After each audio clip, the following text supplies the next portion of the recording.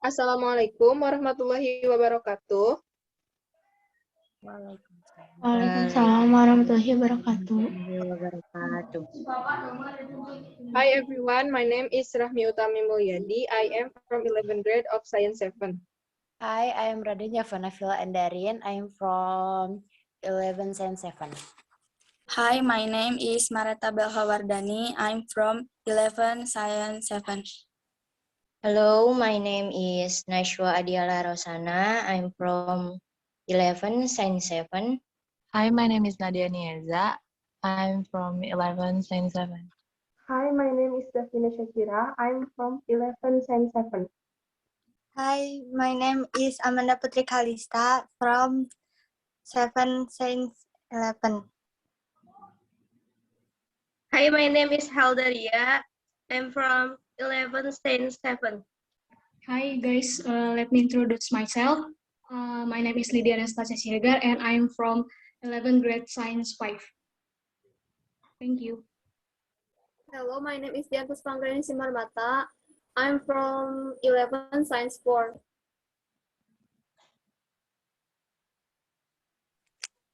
Hello everyone, my name is Aulani Jasmine from class 11 Science 4.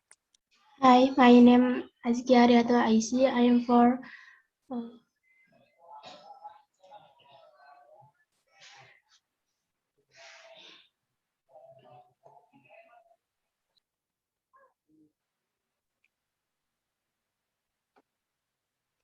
Okay, in this video, we are gonna be explain about how to make sentences into an effective paragraph. So this lesson is a review from Mr. Sunar's lesson previous days ago. Without any further ado, let's get started.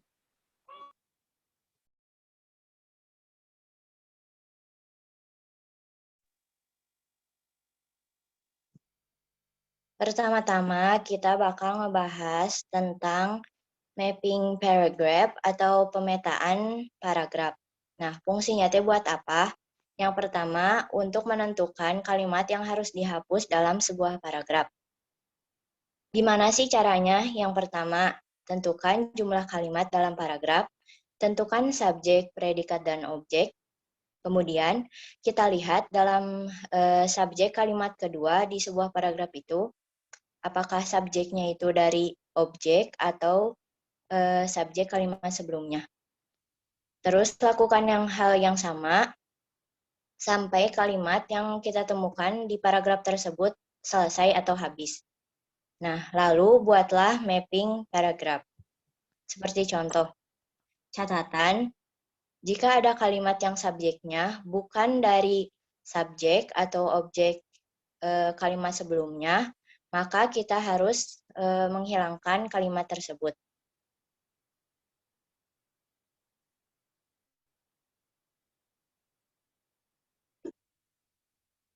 Buat contoh di sini, kita ngambil dari paragraf kedua di buku paket Bahasa Inggris, halaman 99, dengan judul teks, Fast Food Are Unhealthy.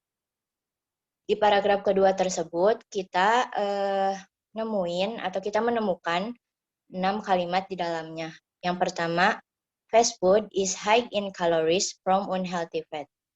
Di mana fast food adalah subjek, is sebagai predikat, high in calories from unhealthy fat adalah objeknya. Kalimat kedua yaitu fast food is added sugar. Fast food di sini sebagai subjek, is sebagai predikat, dan added sugar sebagai objek. Fast food di sini merupakan turunan atau diambil dari subjek kalimat sebelumnya. Kalimat yang ketiga, fast food just provide few nutrient in return. Di mana fast food di sini sebagai subjek, fast food just sebagai subjek, provide sebagai predikat, dan few nutrients in return adalah objek. Fast food di sini kembali menjadi subjek dari kalimat sebelumnya. Selanjutnya kalimat yang keempat, the imbalanced content from this kind of food may trigger various diseases. Di mana subjeknya yaitu the imbalanced content from this kind of food. predikatnya may trigger, dan objeknya yaitu various diseases.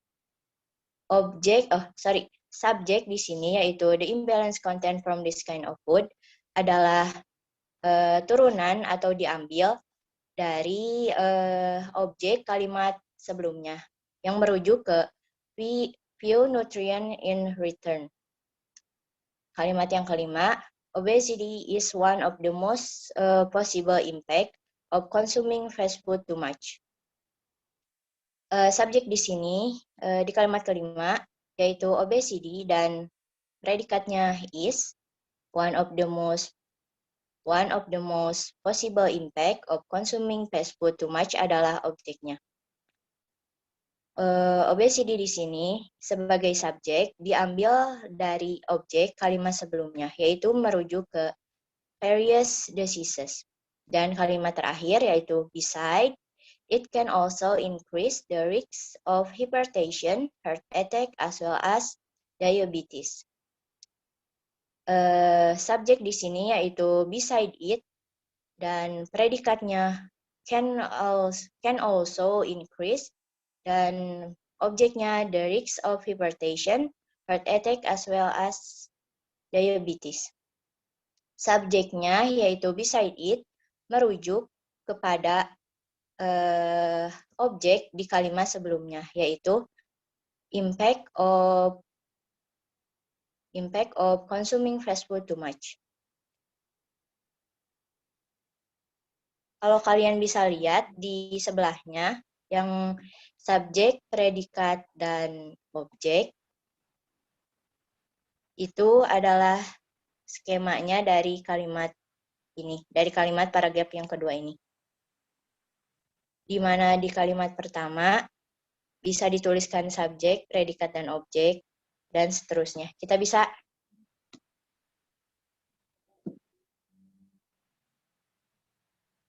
jadi patokannya buat skema itu kita harus lihat di kalimat kedua dan seterusnya, adakah subjek atau subjeknya itu ada di kalimat yang mana, di kalimat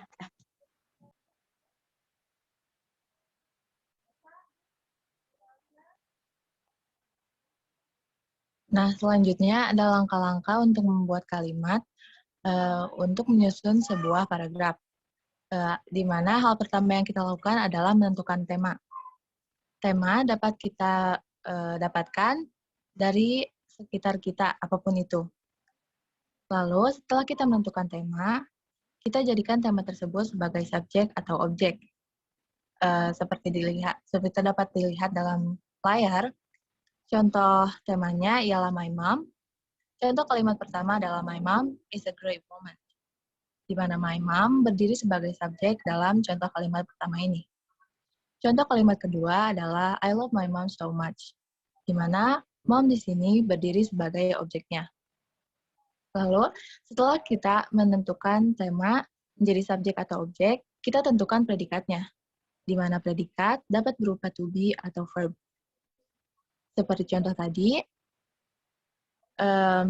my mom is a great woman, di mana kalimat ini termasuk kategori nomina karena kalimat ini predikatnya menggunakan to be. Dan contoh kalimat kedua, I love my mom so much, masuk dalam kategori verba karena predikatnya menggunakan verbs.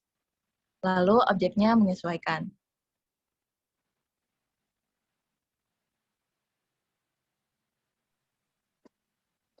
Nah, cara yang kelima, setelah kita membuat kalimat yang pertama, untuk membuat kalimat kedua dan seterusnya, kita hanya perlu menjelaskan kembali subjek ataupun objek di kalimat yang pertama.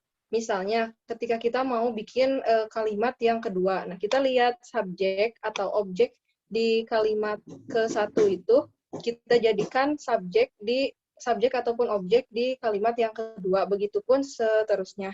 Nah, tapi dalam membuat sebuah paragraf itu tidak disarankan untuk menggunakan kata pengulangan suatu kata terlalu berlebih. Jadi subjek atau objek yang kita akan bahas di kalimat kedua, ketiga, dan seterusnya itu harus bervariasi.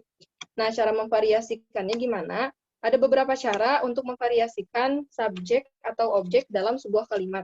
Yang pertama, kita bisa pakai pronoun. Pronoun itu kata ganti. Misalnya, ketika kita menggunakan subjek Alice, Alice itu kan perempuan, maka pronoun yang digunakan kita bisa pakai she kalau dia sebagai subjek, atau kita bisa pakai her kalau dia sebagai objek.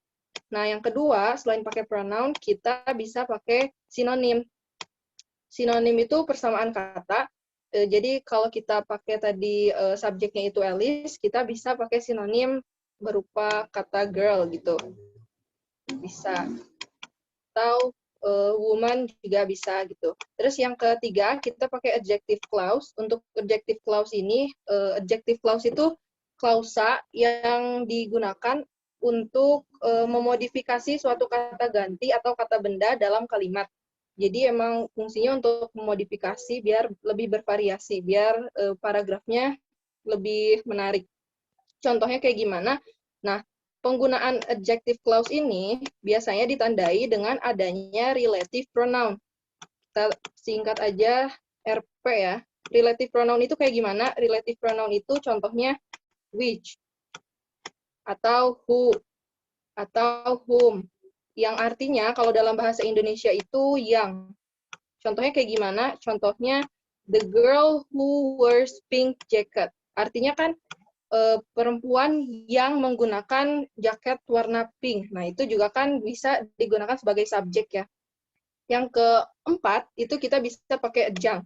Adjunct itu dengan cara dipanjangkan. Subjek atau objeknya kita panjangkan.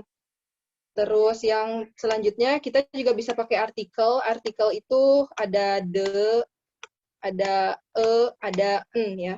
Kalau the itu untuk subjek atau objek yang sudah dibahas sebelumnya, jadi sudah diketahui siapa-siapanya. Kalau atau on itu yang baru dibahas lagi di dalam paragrafnya gitu. Terus yang terakhir, kita juga bisa omitted, bisa menghilangkan subjeknya. Contohnya kayak gimana? Contohnya kita lihat di slide selanjutnya. Nah, ini ada satu paragraf yang udah kita bikin. Okay, for the example, my mom is a great woman. She is willing to do everything for her children. This kind-hearted person is the only one who gave me born to this wonderful world. Brought me anywhere she went for 9 months and never even stopped loving me. I love this strong woman so much. Oke, kita bisa lihat di paragraf ini. Kalimat yang pertama itu subjeknya my mom ya. Nah, variasi di kalimat yang kedua, my mom ini nggak usah disebut lagi, kita menggunakan variasi berupa pronoun. Pronounnya karena subjeknya tadi my mom, jadinya kita pakainya she. Terus untuk di variasi kalimat selanjutnya, kita pakai synonym. Di synonym ini kita bisa lihat di kalimat yang terakhir, ini dia. Nah, I love this strong woman so much. Nah, ini, strong woman. Woman-nya ini tuh kan merujuk pada my mom ya. Terus selanjutnya juga untuk contoh adjective clause kita bisa lihat di ini dia. Penggunaan tadi apa? Relative pronoun ya. Kalau di adjective clause itu relative pronoun yang digunakan di sini adalah kata who. Nah, the one who gave me born to this wonderful life. Ini contoh dari cara memvariasikan subjek dengan menggunakan adjective clause. Terus kita juga bisa pakai adjunct. Nah, untuk adjunct ini kita bisa lihat di kalimat yang ini, ketiga ya ini. This kind-hearted person is the one who gave me born to this wonderful life.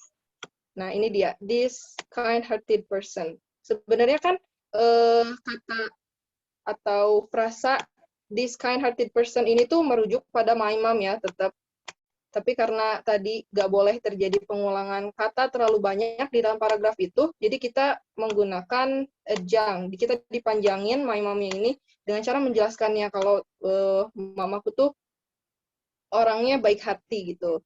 Terus contoh selanjutnya, kita juga bisa pakai artikel nih. Artikel untuk penggunaan artikel, kita bisa lihat di sini ada kata the one who gave me born. Ini the itu artikel, sama ini juga cara memvariasikan subjek ya. Dan yang terakhir, omitted, ini dia. Omitted, dihilangkan. Maksudnya gimana dihilangkan nih? Kita bisa lihat di kalimat ini, this kind-hearted person is the one who gave me born to this wonderful life, brought me anywhere she went for 9 months, and never even stop loving me. Sebenarnya kan ini kalau kita pecah itu bisa jadi 3 kalimat ya. Yang pertama kalimatnya nyampe sini. Nah, terus di sini juga ada kalimat lagi. Di sini terakhir ada kalimat juga. Jadi ada 3 kalimat. Nah, tapi di sini tuh subjeknya dihilangkan. Sebenarnya di sini ada kata my mom kan. Nah, coba deh, kalau kita kasih kata my mom, ini juga maknanya tetap sama. This kind-hearted person is the one who gave me born to this wonderful life. My mom brought me anywhere she went for 9 months. Kayak gitu. Jadi karena nggak boleh ada pengolahan kata yang terlalu banyak gitu, jadi kita memutuskan untuk menghilangkan subjeknya di sini. Dan kita lihat mappingnya sekarang. Ini mapping paragraf dari paragraf yang udah tadi kita buat. Kalau diuraikan, si paragraf tadi itu ternyata tersusun dari 7 kalimat. Kalimat yang pertama, my mom is a great woman. Di sini kita bisa lihat kata my mom, di sini sebagai subjek. Kita tulis subjek, predicate, object. Yang kedua, ada kata she. Tadi udah dibahas, pronoun she merujuk pada subjek di kalimat yang pertama. Kita bikin karena subjek yang kalimat kedua itu turun dari subjek kalimat yang pertama, maka kita tulis mappingnya kayak gini. Terus di kalimat yang ketiga ada lagi this kind-hearted person. Ini ngejelasin siapa? Ini kan subjek. Dia sebenarnya merujuk pada she di sini atau subjek di kalimat kedua. Jadi kita tulis di sini subjek kalimat ketiga itu turun dari subjek kalimat yang kedua. Terus di kalimat keempat ada kata the one who. Di sini juga dia sebagai subjek dan dia kembali turun dari subjek kalimat yang ketiga. Jadi kita bisa gambarkan mappingnya di sini. Subjek kalimat keempat itu turun dari subjek kalimat yang ketiga. Terus yang kelima, kita pakai yang omitted tadi, makanya dikasih kurung ya di sini cirinya tadi karena nggak ada kata my mom di paragrafnya, tapi sebenarnya maknanya tuh ada subjek my mom di sini tuh. Dia kembali turun dari subjek kalimat yang keempat. Makanya di mappingnya kita tulis lagi subjek kalimat kelima turun dari subjek kalimat yang keempat. Yang keenam juga kembali ada omitted di sini. Di sini bisa pakai she, bisa pakai my mom, tapi sama merujuknya ke subjek kalimat yang kelima. Nah, dan yang terakhir baru di sini ada kata I. Subjeknya di sini adalah I. Nah, kata I di sini itu merujuk pada objek kalimat yang keenam. Nah, ini Mi. Masih ingat ya, karena kalau pronoun sebagai I, pronoun saya sebagai subjek itu pakainya I, sedangkan kalau sebagai objek dia pakainya me. Nah, jadi kita bisa gambarkan atau tulis di sini bahwa kalimat yang ketujuh subjeknya itu turun dari objek kalimat keenam. Kayak gitu, guys. Jadi bisa disimpulkan paragraf yang udah kita buat ini termasuk paragraf yang efektif. Nah, udah beres.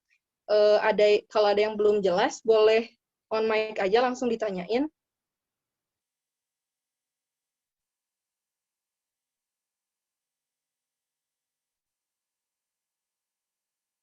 Cukup jelas ya, teman-teman. Kalau di pertemuan kemarin, Pak Sunar itu ngasih tugas ke kita untuk membuat paragraf dari tema yang kalian pilih sendiri. Jadi temanya bisa apa aja, tadi udah dijelasin kalau tema itu bisa berupa apa saja benda di sekitar kita atau benda yang terlintas di otak kita ketika mau bikin suatu paragraf. Nah, tugasnya kemarin disuruh bikin paragraf, pastikan memenuhi syarat paragraf yang efektif dan juga atraktif ya, menarik kayak tadi. Kalau mau menarik itu paragrafnya harus jangan mengulang-ulang pronoun yang sama gitu. Kalau tadi my mom sebagai temanya, kita nggak boleh terus pakai my mom di setiap kata. Kita harus memvariasikan. Variasinya tadi bisa pakai pronoun, Bisa pakai adjective clause, adjunct, omitted, dan lain sebagainya. Kayak gitu, guys. Thank you so much for your nice attention. Maaf banget kalau penjelasan kita kurang bisa dipahami atau gimana. Kalau ada yang ingin ditanyakan, boleh banget feel free to chat us lewat WhatsApp. Kalau ada kesulitan dalam mengerjakan tugasnya juga chat kita aja, insya Allah sebisa mungkin kita jawab. Oke, terima kasih. Wassalamualaikum warahmatullahi wabarakatuh. Waalaikumsalam warahmatullahi wabarakatuh. Thank you, Nashwa Nadia Rahmi. Thank you, Nashwa Nadia Rahmi.